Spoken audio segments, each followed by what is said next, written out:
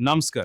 देख रहे हैं खबर दिन भर। मायने में इनकी स्ट्रेटजी में ईरान ने इस युद्ध को लंबा खींचने की एक बहुत बड़ी स्ट्रेटजी अपनाई है और उस स्ट्रेटजी में 12 दिन से वो युद्ध लड़ रहा है और अभी लंबे समय तक वो युद्ध लड़ने की स्थिति में है। उन्होंने अपनी पूरी तैयारी को, अपने युद्ध की तैयारी को 7 अलग अलग हिस्सों में बांट दिया है। इनकी सेना 7 अलग अलग कमान के साथ कंट्रोल होती है। सुप्रीम लीडर खमेनी की जब मौत हुई, उसके 50 टॉप अधिकारी साथ में मारे गए। उसके बावजूद भी अगर सब कुछ चल रहा है तो इसके पीछे का कारण है इनकी एक स्ट्रेटजी। ये कारण इसलिए क्योंकि युद्ध के पहले ही दिन जब खमेनी चले गए, उसके बाद में इनके विदेश मंत्री ने एक बयान दिया और कहा कि हम लोग 2 दशक बोले तो 20 साल से आप लोगों को देख रहे हैं। 20 साल का मतलब इराक पर हमला हुआ था, अफगानिस्तान पर हमला हुआ था, दोनों की दोनों ईरान के पड़ोसी थे। बोले 20 साल से हम अमेरिका की स्ट्रेटजी को देख रहे हैं। सोचकर देखो, तब से हम दुश्मनी तुम्हारे खिलाफ लेकर बैठे हैं, कुछ तो सीखे होंगे। अच्छा, ये बात पता कैसे चलती है? देखो, इन्होंने ही हमास को ट्रेनिंग दी होगी, क्योंकि हमास कहा जाता है पूरी तरह स्पॉन्सर्ड बाय ईरान है। हमास को खत्म करने के लिए लगातार इजराइल इतने से गाजा पर हमले किए जा रहा है, लेकिन अभी भी हमास बचा हुआ है। बंधकों को छुड़ाने के लिए इजराइल ने जहां तहां हमले करने थे कर लिए, लेकिन छूटे तब जब हमास ने चाहा कि बंधक छोड़ेगा। यानी इन्होंने डिफेंस के नाम पर पूरे गाजा के अंदर ना जाने कैसी कैसी टनल्स बना ली थी। बिल्कुल वैसे ही ईरान जब इतने समय से अफगानिस्तान और इराक में नुकसान देख चुका था, तो इन्होंने युद्ध की तैयारियां की होंगी। तो इसी कारण से इनके विदेश मंत्री का यह बयान कि हम डिसाइड करेंगे कि युद्ध कैसे खत्म होगा, आप नहीं, ये इन्होंने 1 मार्च को कह दिया था। आज आप 12 मार्च को सुन रहे हैं। तब से ये लोग अगर अब तक जंग में हैं तो इसके कुछ तो मायने होंगे। सद्दाम हुसैन को जब मारने अमेरिका घुसा था 2003 में, बकायदा प्लानिंग के साथ एयर कैंपेन किया, ग्राउंड इन्वेजन किया, कई सिटीज को बाईपास किया, सद्दाम हुसैन को पकड़कर मार दिया, लेकिन उसके बावजूद इराक शांत नहीं हुआ। इराक में लगभग इन्हें 8 साल लग गए। इराक अभी तक इनके पूरे कंट्रोल में नहीं आया। फाइनली उनको उसी के हाल पर छोड़ना पड़ा। अफगानिस्तान में अलकायदा को खत्म करने के नाम पर जब से घुसा अमेरिका 2001 से, फाइनली 21 में अपने सैनिकों को वापस लेकर के ही बाहर निकला। कुछ नहीं कर पाया क्योंकि इसकी एयर पावर अच्छी है, मिसाइल स्ट्रेटजी अच्छी है, ग्राउंड फोर्स नहीं है, लोगों में समर्थन नहीं है। सत्ता परिवर्तन के नाम पर जब जब यह अटैक करता है, दुनिया के देशों को बर्बाद तो करता है, लेकिन उस बर्बादी के बाद उस जगह पर सॉल्यूशन नहीं दे पाता, और जब सॉल्यूशन नहीं आते तो उसके परिणाम घातक बनते हैं। खार्ग द्वीप पर की है, उस पर हमला करके उसकी तुम्हें भारी कीमत चुकानी पड़ेगी। बड़ा प्रश्न ये दोस्तों, यूएसएस ट्रिपोली, यह है अमेरिका का जंगी जहाज और खबरें आ रही हैं कि इसमें तैनात हैं 2500 अमेरिकी सैनिक। बड़ा प्रश्न, क्या अब अमेरिका ईरान की जमीन पर अपने सैनिक उतारना चाहता है और खार्ग द्वीप पर जो हमला हुआ है वो महज एक ट्रेलर है? ईरान ने कहा है कि हिमाकत करके तो देखो, हम तुम्हारा इंतजार कर रहे हैं। और ये बात अब्बास अरागची ने, ईरान के विदेश मंत्री अब्बास अरागची ने बहुत पहले कह दी थी, जब इस जंग की शुरुआत हुई थी, कि आप जमीन पर उतरिए तो सही, ऐसा मजा छकाएंगे कि 7 जन्मों तक आप याद रखेंगे। ईरान और अमेरिका के हमले में एक अंतर दिखता है। तेहरान के तेल डिपो पर जब इसराइल ने हमला किया, तब उसकी आग की लपटों ने दिमाग सुन्न कर दिया। ईरान ने बदला लेने की बात की, मिसाइलें दागी, कतर, कुवैत, सऊदी अरब, संयुक्त अरब अमीरात की रिफाइनरियां बंद हो गईं, मगर ईरान उन्हें नष्ट नहीं कर पाया, या कम से कम ऐसा कोई दावा देखने को मिला भी नहीं।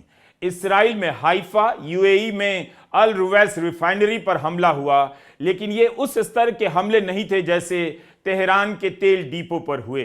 खाड़ी के देशों की तेल रिफाइनरी पर इधर उधर ड्रोन और मिसाइलें गिरी हैं, लेकिन जिस तरह से इसराइल ने तेहरान के तेल के डिपो को जलाया और खार्ग पर हमला किया अमेरिका ने होर्मुज में, जब सब देशों की आवाजाही पर रोक टोक लगा दी गई है, तब खबर आई कि रूस और चीन के टैंकर आवाजाही कर रहे हैं। खाड़ी के सभी देशों का तेल बंद हो गया, लेकिन ईरान का अपना तेल सामान्य रूप से यहां से निकल रहा है।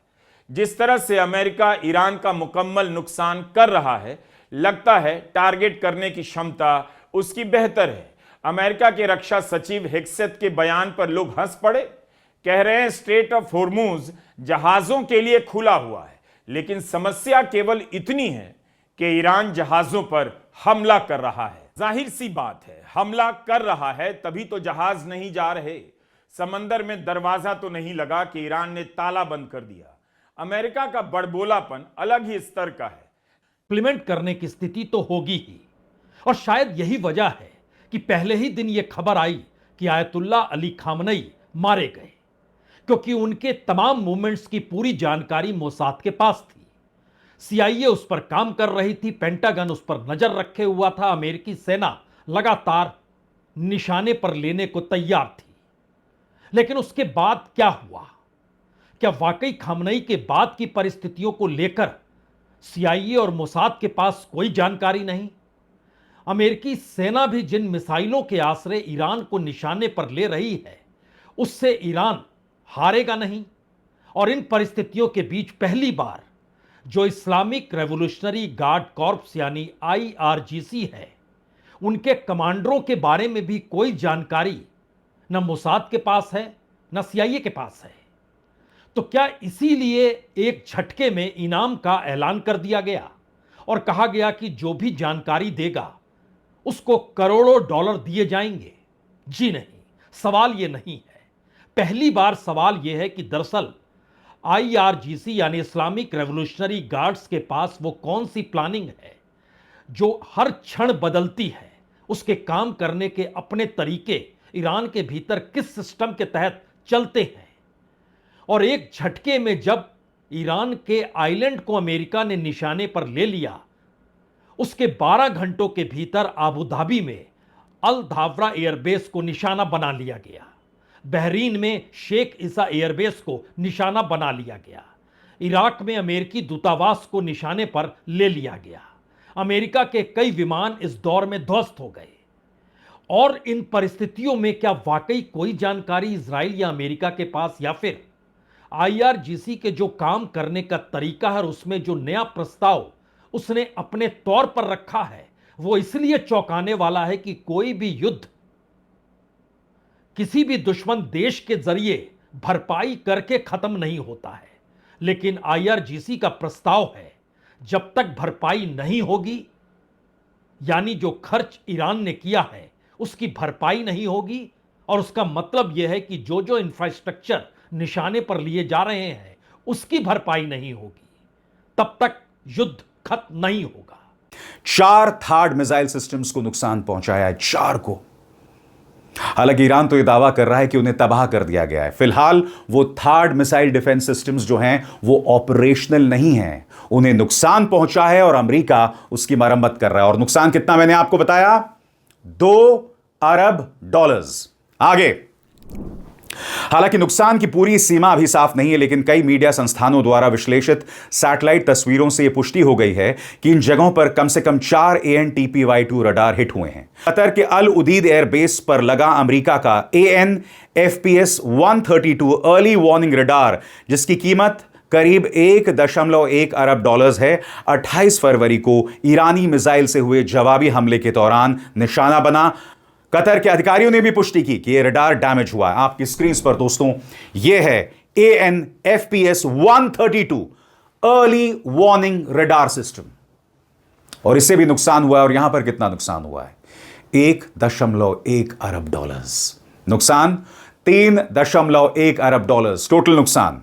आगे, सीबीएस से बात करते हुए अमेरिकी अधिकारियों ने भी पुष्टि की कि 11 MQ-9 रीपर ड्रोन मार गिराए गए। एक ड्रोन की कीमत लगभग $30 मिलियन है, और इसलिए ड्रोन का कुल नुकसान करीब $330 मिलियन बैठता है। आपके स्क्रीन पर दोस्तों यह है MQ-9 रीपर ड्रोन, और इसे कम से कम 11 MQ-9 रीपर ड्रोन को गिराया गया, और इसका नुकसान जैसे कि आप देख सकते हैं $330 मिलियन। और इसी तरह से नुकसान बढ़ता जा रहा है। आगे, हमले के दूसरे दिन 3 F-15E strike eagle fighter jets भी एक फ्रेंडली फायर घटना में नष्ट हो गए, जिसमें कुवैत की एयर डिफेंस शामिल थी। हालांकि सभी 6 पायलट सुरक्षित बच गए, लेकिन विमान पूरी तरह नष्ट हो गए, और उन्हें बदलने की अनुमानित लागत करीब $282 मिलियन है। आपकी स्क्रीन पर दोस्तों यह है F-15E strike eagle fighter jet, और इसे भी नुकसान पहुंचाया गया है। एक के बाद एक नुकसान हो रहा है, लगातार नुकसान हो रहा है, और यही वजह है कि डोनाल्ड ट्रंप बौखलाए हुए हैं। यही वजह है कि उन्होंने बगैर सोचे समझे खार्ग द्वीप पर हमला